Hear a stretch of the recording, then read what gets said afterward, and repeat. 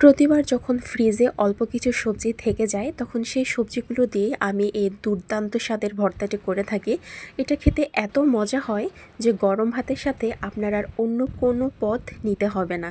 ভিডিওটি দেখে রাখুন, ইনশাল্লাহ আপনাদের খুব কাজে আসবে। প্রথমে একটা প্যান গরম করে তাতে প্রায় 3 টেবিল চামচের মতো সরিষার তেল দিয়ে দিয়েছি।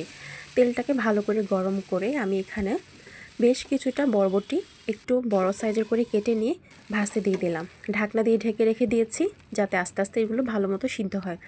এরকম সুন্দরভাবে সিদ্ধ হয়ে যাওয়ার পর এগুলোকে আমি একেবারে শিলপাটার মধ্যে নিয়ে নিলাম। তারপর সেই তেলের মধ্যে আমি দিয়ে দিলাম প্রায় 1 মুঠ আস্ত রসুন, সাথে দিয়ে দিলাম আমি এখানে একটা বেগুন, আর দিয়ে দিলাম 1 মুঠ কাঁচামরিচ। একটা বেগুন ছিল, সে একটা বেগুন এখানে দিয়ে দিয়েছি। এবার সব কিছুকে চুলার আঁচটাকে লো টু মিডিয়ামে রেখে একটু সময় নিয়ে ভেজে নিচ্ছি। চুলার আঁচটাকে কমিয়ে ঢাকনা দিয়ে এটাকে ঢেকে সুন্দরভাবে সিদ্ধ করে নেব। চুলার আঁচ যদি বাড়ানো থাকে সেক্ষেত্রে উপর থেকে কালার চলে আসলেও ভিতর দিকে সিদ্ধ হবে না। রসুনগুলোর গায়ে পোড়া পোড়া দাগ লেগে এসেছে, আর সেই সাথে রসুনগুলো খুব ভালোভাবে সিদ্ধ হয়েছে। আবার কাঁচামরিচের গায়েও কিন্তু দাগ পড়ে গিয়েছে, আপনারা দেখতে পাচ্ছেন। এটাও সুন্দরভাবে সিদ্ধ হয়েছে, তবে বেগুনগুলো একটু কাঁচা রয়ে গিয়েছে, সেটা আরেকটু ভাজতে হবে। আমি এরই মাঝে রসুনগুলোকে উঠিয়ে নিচ্ছি, কাঁচামরিচগুলোকেও উঠিয়ে নিলাম এবং সবশেষে বেগুনগুলোকে উল্টে পাল্টে ভেজে নিয়ে উঠিয়ে নিচ্ছি। সবজিগুলো ভাজা হতে হতে আমি অন্য সাইডে ভাতের সাথে 2টা আলুকে সিদ্ধ করতে বসিয়ে দিয়েছিলাম যাতে সহজে হয়ে যায়। তো আলুগুলো আমার সিদ্ধ হয়ে গিয়েছে এবং সেগুলো খোসা ছাড়িয়ে নিয়েছি। বেগুনগুলো উঠিয়ে নিয়ে সে তেলের মধ্যে আমি এখন দিয়ে দিলাম একটা বড় সাইজের পেঁয়াজ, বড় মোটা করে কেটে নিয়েছি। এখানে আর কোনো তেল দেওয়ার প্রয়োজন নেই, যেটুকু তেল ছিল সেটুকু তেলের মধ্যে এটা ভাজা হবে। একেবারে ভাজা হবে না, শুধুমাত্র পেঁয়াজের কাঁচা গন্ধটা চলে গেলেই আমি এগুলোকে নামিয়ে নিচ্ছি। আপনার স্ক্রিনে দেখেই কিন্তু বুঝতে পারছেন। এবার সবগুলোকে একটু লবণ দিয়ে ভালো মতো একটা বাটা দিয়ে দিব।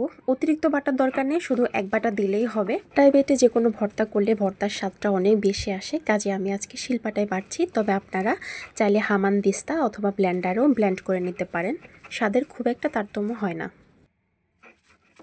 আমি আজকে বরবটি, বেগুন এবং আলু দিয়ে করেছি, তবে আপনারা চাইলে আপনাদের হাতের কাছে থাকা যে কোনো সবজি দিয়ে এই ভর্তাটা করতে পারবেন। এই ভর্তাটা খেতে ভীষণই মজা হয়। বাচ্চার অ্যালার্জি সমস্যা, সেজন্য আমি এখানে চিংড়ি মাছটা দিইনি। তবে এই ভর্তার সাথে যদি চিংড়ি মাছ দেওয়া হয় তাহলে সেটা খেতে আরও অনেক বেশি ভালো লাগে। চাইলে আপনারা এখানে চ্যাপা শুটকিও ব্যবহার করতে পারেন, এটা আরও অনেক বেশি মজা হয়।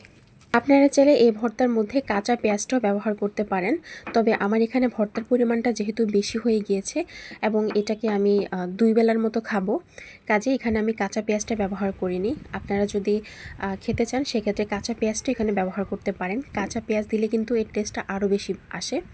তো আমার সব কিছু একবার সুন্দরভাবে বাটা হয়ে গিয়েছে। এবার আমি এর মধ্যে দিয়ে দিচ্ছি ফ্রেশ ধনিয়া পাতা কুচি আর সরিষার তেল। আগেও সব কিছু সরিষার তেলে ভেজে নিয়েছি, এখন আবার আরেকটু সরিষার তেল দিচ্ছি। এতে করে সরিষার তেলের খুব সুন্দর একটা ফ্লেভার ভর্তার মধ্যে আসবে, আর এটা খেতেও ভীষণ ভালো লাগবে। আর আমি যে এখানে অনেকগুলো রসুনের কোয়া ব্যবহার করেছি, রসুনের ফ্লেভারটা কিন্তু স্ট্রংলি বোঝা যাচ্ছে, আর এটা খেতেও ভীষণ ভালো হয়েছে। আপনারা হয়তো বা অনেকেই এভাবে ভর্তা করে খেয়েছেন, তবে যারা খাননি তারা একবার ট্রাই করে দেখতে পারেন, ইনশাল্লাহ আপনাদের খুবই ভালো লাগবে।